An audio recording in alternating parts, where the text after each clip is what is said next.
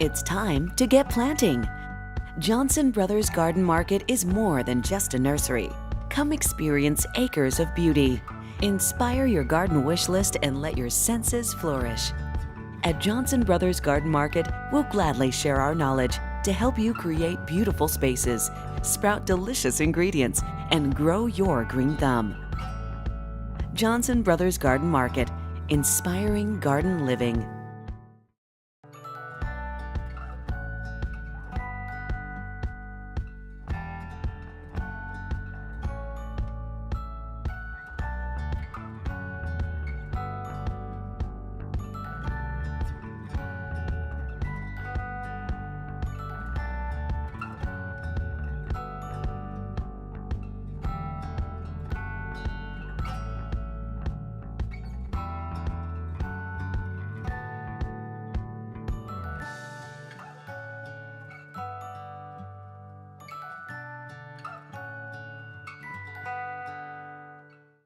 It's spring and we're ready to garden. Here's Caleb Johnson with Johnson Brothers Garden Market with 3 tips to get us going.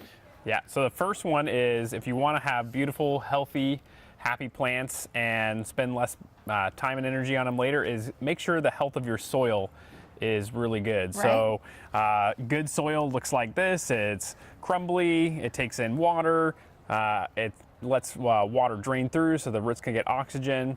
So if you don't have great soil, you're going to have a plant that struggles. So add some soil. Good idea. Before you plant. Good idea. Number 2 then. Number 2 is watering. So whether we're doing hose, sprinkler, soaker hose, we want to do a deep watering once a week instead of a frequent watering every day. What that will do is really soak the water way down into the ground, forcing the roots to grow deep, helping the plant to become more self-reliant, and finding water deeper underneath the surface. And that can save you money in the long run. Yes, it can. I'm all about that. All right. Number 3 now. Number 3 is your plants are going to be growing, they're going to be flowering, they're going to be putting on vegetables, fruits. That takes a lot of energy. Even though the soil has a lot of nutrients in it, don't starve your plants. Give them some fertilizer. There's lots of different options out there. Just do something. So soil, water, fertilizer, it's a good way to go. And we're going to have a plentiful garden. In the garden with Johnson Brothers Garden Market.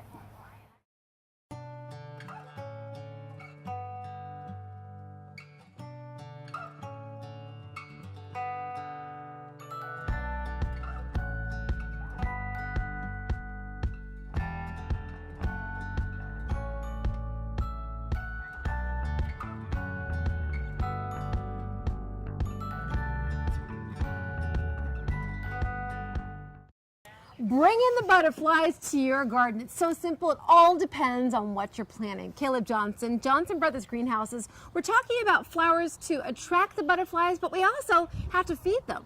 Yeah, so one of the things that you need to have in your garden are plants that the butterflies actually want to lay their larvae on. You're going to really increase your chances of having butterflies year after year if you have plants in your garden where they're laying their eggs. And what do they like? The larvae like to feed on plants like fennel, dill, lupin.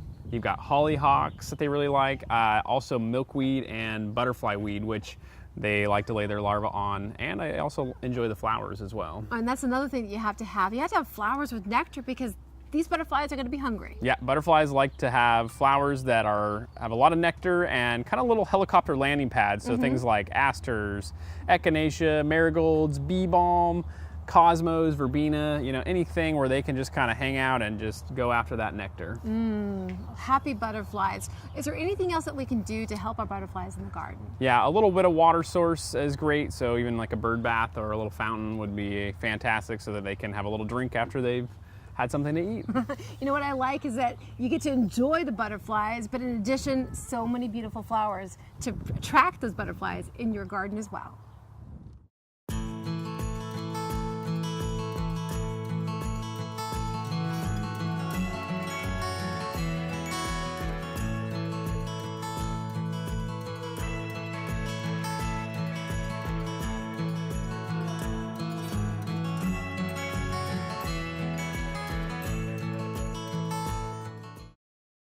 We're winding down with fall, but we're looking forward to spring. And something you can do now, plant bulbs, not just in your ground, but also containers. Here's Caleb Johnson with Johnson Brothers Greenhouses with tips for your yard.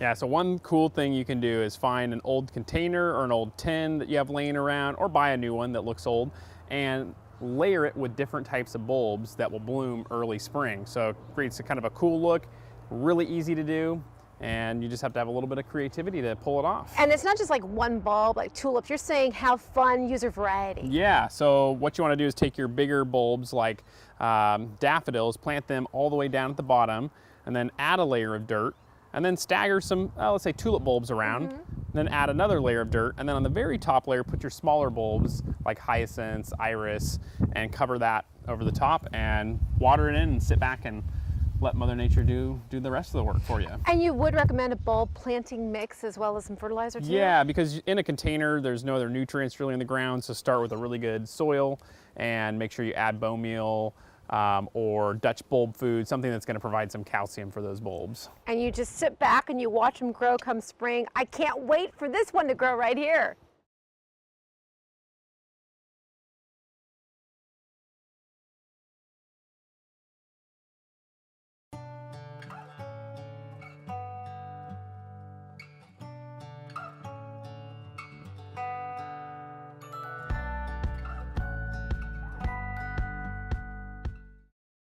Want to add an instant pop of color to your garden? It's so easy with a hanging basket. Here's Caleb Johnson with Johnson Brothers Garden Market to talk about finding the right basket for your home.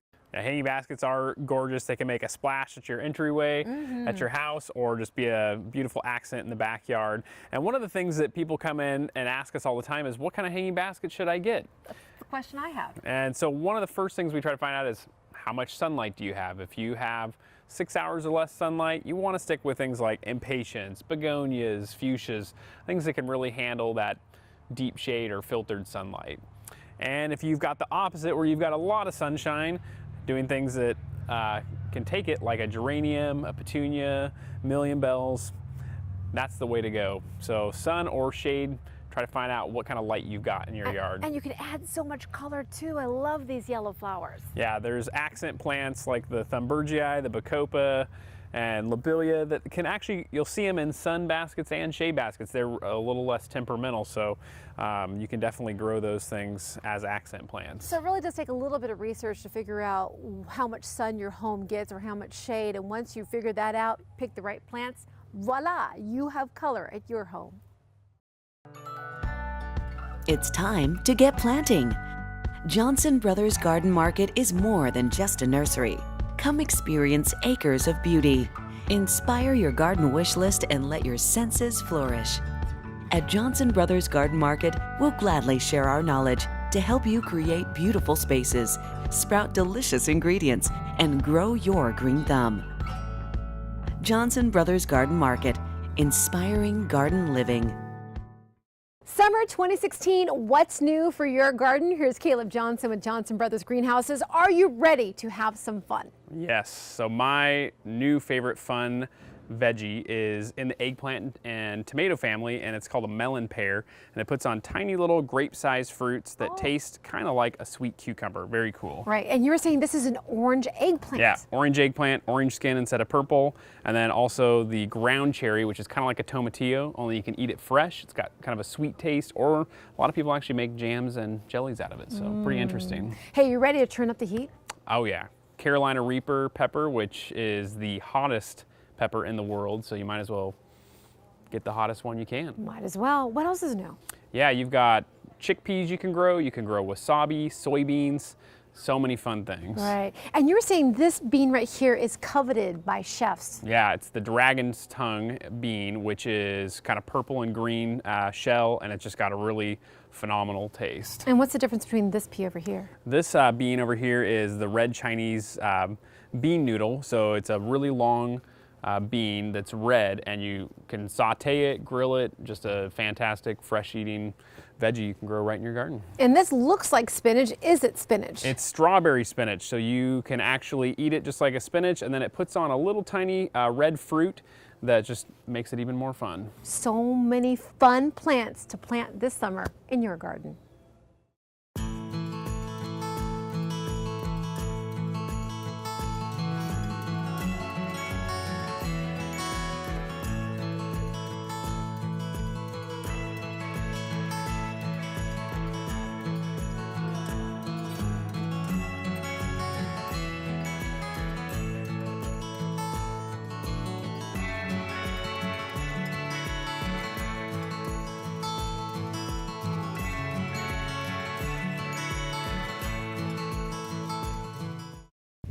Ghouls, goblins, gourds, and pumpkins. We are decorating here at Caleb Johnson with Johnson Brothers Greenhouses.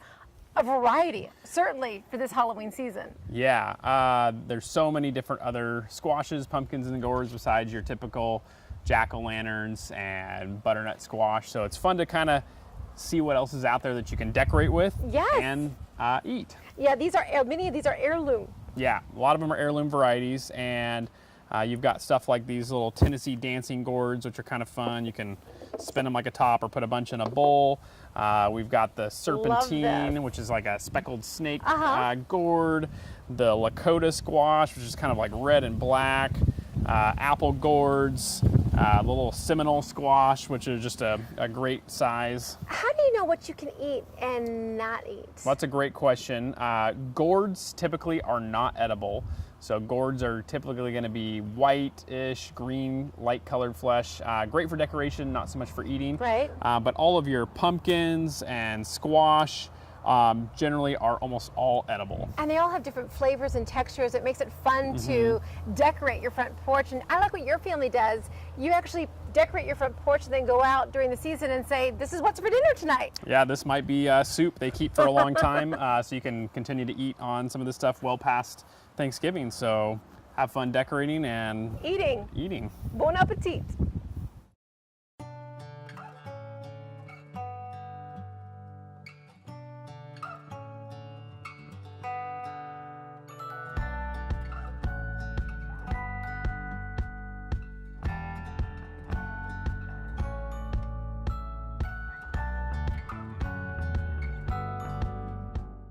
Spring has sprung at Johnson Brothers Greenhouses, and Caleb Johnson was telling me there's been a question circulating with customers here, and that is, can I plant vegetables in shady areas?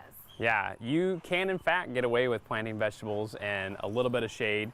You just need to know what types and how much sun you actually have. And you've broken them into two groups here. Right here, what's that? Yeah, so these are vegetables that can grow in as little as 3 to 4 hours of sunlight. Things like kale, lettuces, arugula, green onions can really handle quite a bit of shade. Okay, and over here, these plants need a little bit more, not full sun, but a little bit more. Yeah, a little bit more, about 6 hours would be ideal. Things like carrots, radishes, beans and peas are easy, spinach, chard, all those are gonna do okay in 5 to 6 hours of sunlight. Lights going off in my head right now. I'm thinking a shady area where I'm gonna be planting some vegetables. But if you do plant in a shady area, can you expect the same yield? Usually in a shady area, you may not get quite as big of a crop or as an abundant of a crop, but it's still a good idea to use that shady space for something that you can grow. Well, I'm going to do some experimenting, and I think that I won't be the only one.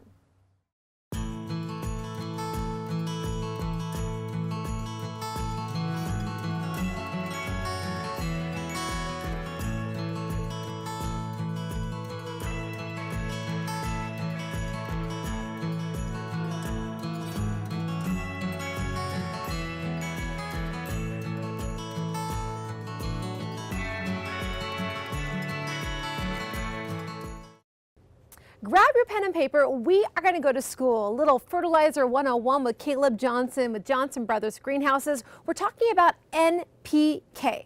Yeah, so NPK are the 3 numbers you see on almost every fertilizer package. They stand for nitrogen, phosphorus, and potassium, and then the 3 macronutrients that all plants need to live and be happy and successful. Well, let's break it down, starting with nitrogen. Nitrogen is what promotes green foliage, leaves, helps the plant grow. And phosphorus then? Phosphorus is good for root development and then also for flowers and fruits. And finally, potassium. So potassium is what makes the plant have a nice strong root system, and